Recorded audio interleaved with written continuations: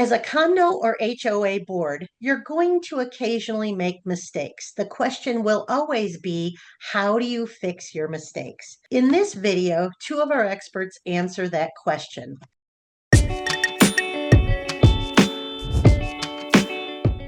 Welcome to this HOAleader.com video chat with two of our experts. My name is Gabriella Felisko. Today I'm joined by two experts, Todd Billy of Missouri and Sarah Austin of Pennsylvania. And this month, we're taking a topic from a poster on Reddit. The Reddit poster says their HOA barred video cameras that pointed at other residents' windows. Probably wise.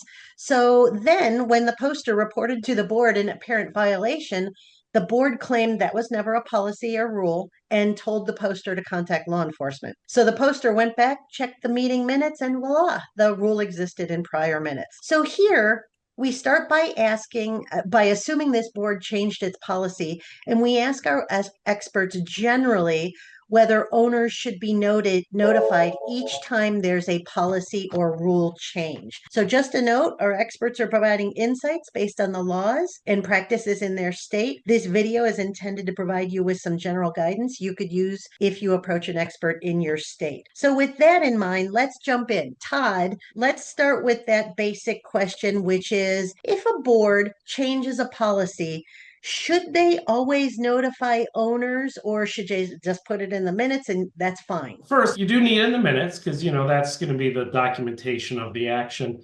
I am of the general default rule, which you can't go wrong with a notice and comment period. Your state may require it. I know, for example, like Kansas does, Missouri does not. But, the notice and comment period, particularly when you're talking about what people can do with their home, that more direct interaction versus pool rules or a parking rule change, at near the clubhouse. So when you're talking about something that deals with them more on what they do with their property, the notice and comment approach is the most effective, and it's in the minutes. And as they evolve, they develop the list and they can adjust over time. And Sarah, what's your thought on this? Should boards always notify of policy changes? This is actually one time where I'm not going to say it depends. My answer is really yes. How can you, in fairness, even hold someone responsible if they don't know something?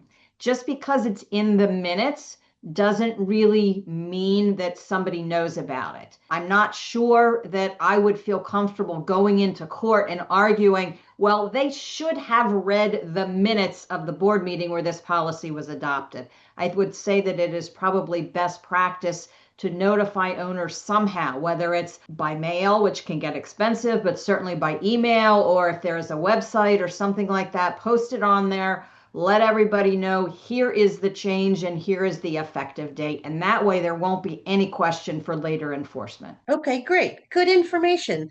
Thank you, Todd and Sarah. Listeners, we hope you'll join us again for the next video. There's an extended video for this, where our experts discuss how boards should provide notice. We'll discuss Todd's notice of rulemaking and other things on policy changes. We'll also address that elephant in the room, where, should you just pretend like the prior policy never existed? So please join us for that video.